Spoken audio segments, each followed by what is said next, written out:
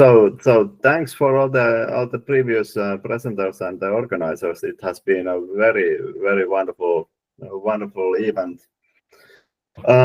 I'm going to present some sundials that I call unconventional by artist Lauri Anttila, and I'll focus on his work that one can see in Helsinki, mainly because my own personal interest is in the intersection of art and astronomy, and I have a personal project to list all of the astronomy related art in Helsinki, and of course sundials are one great example where art and astronomy meet.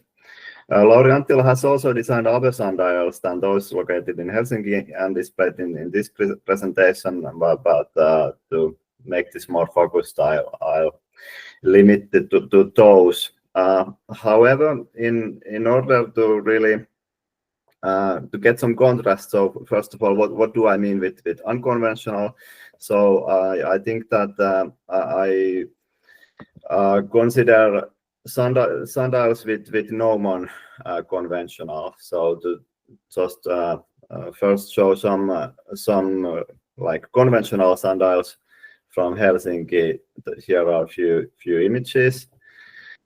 In a children's playground, there is this huge stone maze where there is a sundial in the middle of it. It's called Solar Labyrinth by Lauri Anttila. Close to a public beach where people go to swimming, there is a sundial by sculptor Gerda Kvist. However, unfortunately, the gnomon of this sundial has been stolen, so one cannot really see the time from it.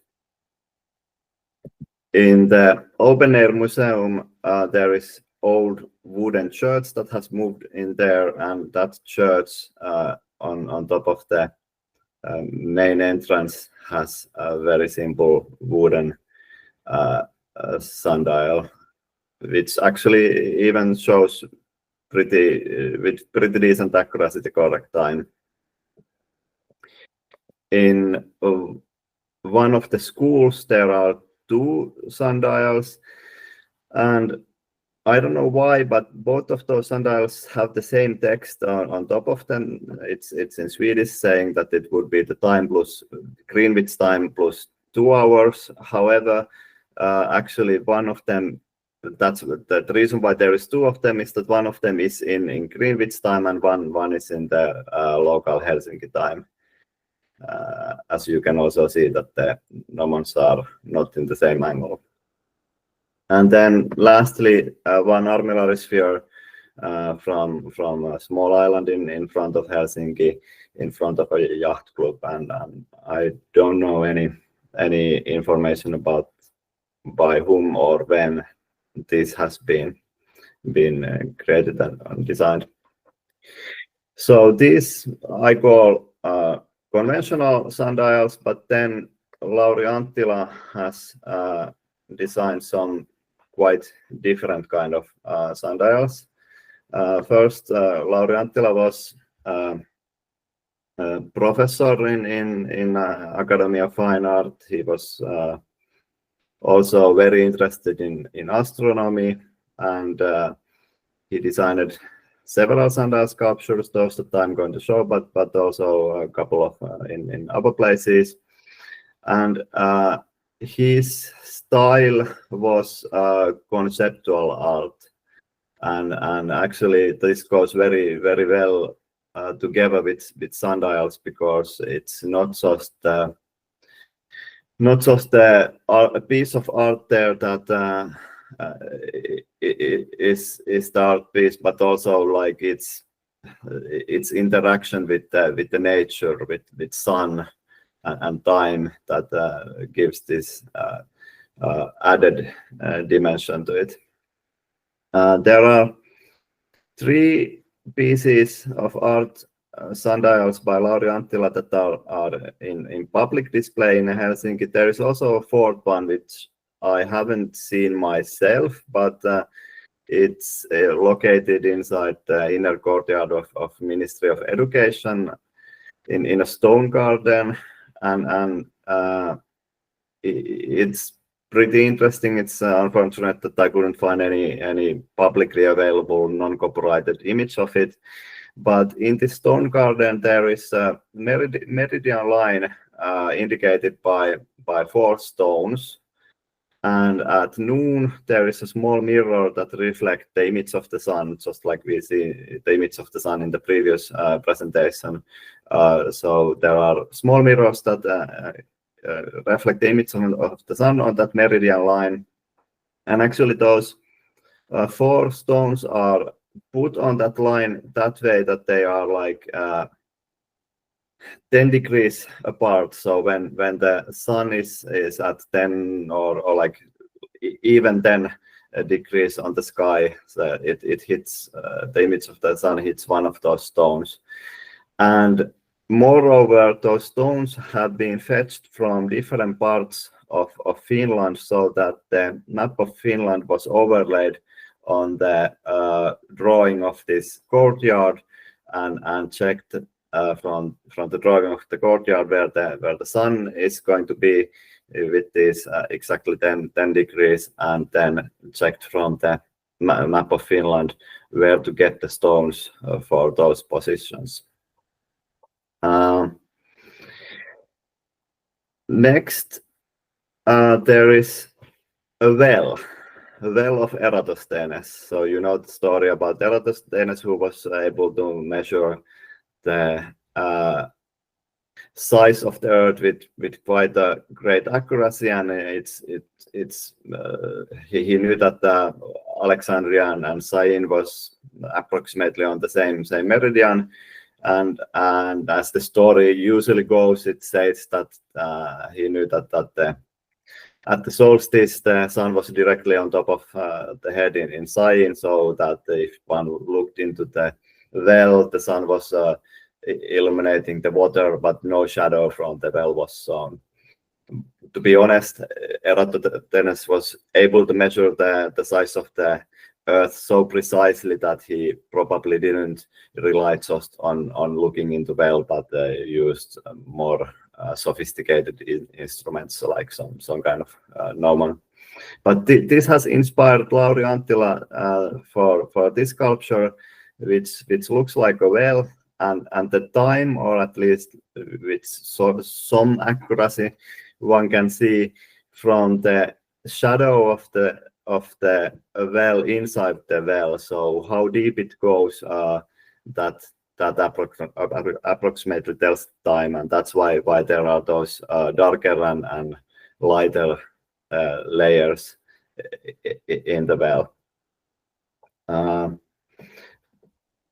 The next piece by Lauri Anttila is actually located quite close to this one, and maybe one can even call that these 2 sundials are part of the same installation. And now when I show this image, you might not see any sundial there, and that's understandable. This is quite different sundial than what we may be used to. It's part of a larger installation on this this entrance way into Helsinki. In the image, you can see those.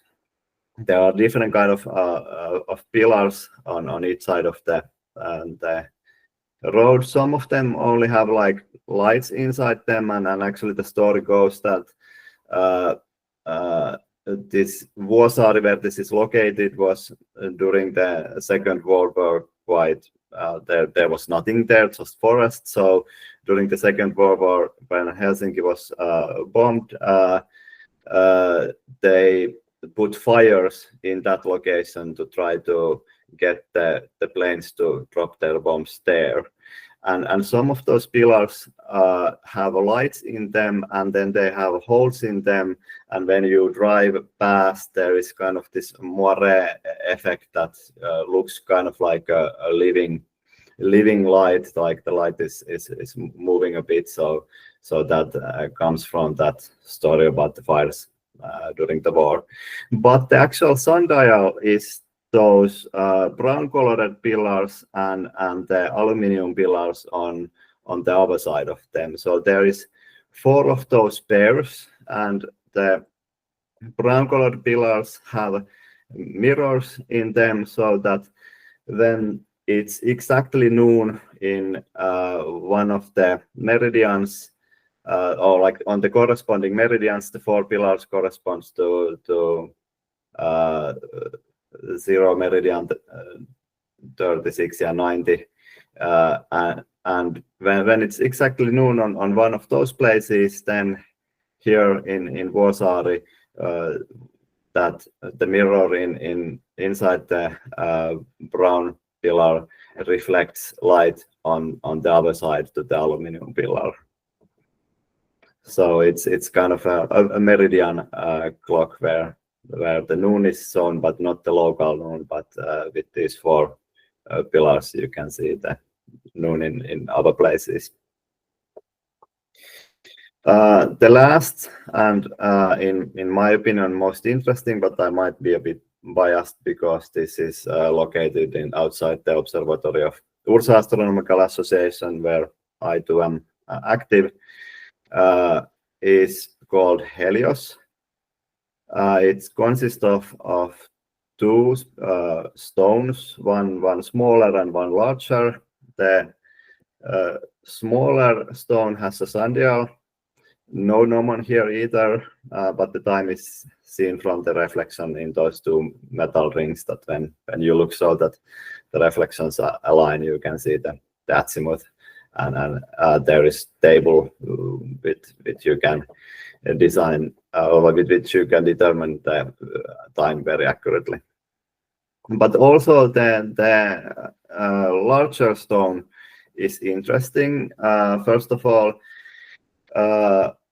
it's showing the Fraunhofer line, so this is related to the history of spectroscopy. Joseph von Fraunhofer in beginning of the 19th century was seeing those dark lines in the solar spectrum and couldn't really know what those are. And later in 1860, Robert Bunsen and Gustav Kirchhoff were able to explain that those spectral lines are actually kind of like a fingerprint of an atom, that each element has typical lines for them, and if you heat the line, you can see emission in just on certain wavelengths, or otherwise, other way, if you have a gas of an element and you shine light through it, you can see dark lines on the same corresponding wavelengths. And those emission and absorption spectrums are shown in this. And here Lauri Anttila's idea was that this is very close to this. In this image, in the far right side, you can see some wall. So those walls come from the time of the Crimean War, where Russian Empire was fighting against Ottomans and French and United Kingdom. And even though most of the battles were happening in the Black Sea, there were Anglo-French fleet entering also the Baltic Sea, and those were built during that time. So he wanted to have something from the same time period, and this Crimean War roughly is the same time period than Bunsen and Kirchhoff were figuring out the secrets of the spectroscopy. But how this relates to the sundial is actually with the mirror. So the observatory wall has a small mirror that reflects the image of the sun on that larger stone, and it hits the center line between the darker and the lighter sides of that monument exactly when the sun is in south. And of course, since during the different times of the year, sun is also on different heights, this works kind of as a calendar too, and the first days of a month has been engraven in the stone to show that. But these were the 3 pieces that I wanted to share with you, and I'll thank you now. Oh, excellent. I just have to add that I had this opportunity to meet Lauri Anttila some 10 years ago, and he was really nice person to discuss not just sundials, but also art in general. Thomas, please. Yes, I have a more general question regarding the visibility of the shadow of sundials in Finland. I installed a sundial on my wall. I'm in the middle of somewhere in the middle of Germany. In June, everything was fine, and then November came, and I had only 2 hours, fortunately midday. So the difference in summer is about 60 degrees, 60, and in winter is 16. Now, of course, it depends on the type of the sundial or whether you have it out in the countryside or in the city, but you must have similar difficulties or even more difficulties with some sundials because the angle of the sun is too low. Yes, that's. I think you are correct, but I think that the even bigger problem than that is the weather. That during the winter time you might not see sun that often anyway. So no, that's clear. But the angle must be very very shallow in your region. Mm-hmm. Okay, thanks. Oh, thank you. I think in Helsinki it makes some 7 degrees around winter solstice. This maximum height of sun, if I remember correctly. That's because I have been there at different times of year, and really winters are quite dark. No, it's very misleading because if you put up a sundial on your wall without knowing these details, and you have a 60 degrees, so that's high up, and then winter comes and the neighbor's house is in the way. But the actual difference is 47 degrees during the year. Yes, correct. How it changes. Okay. Thank you. I do not see any more questions. It's actually quite late here in Europe already, but we are brave to stay at the conference, and I would like to. I'm saying thank you to Niklas as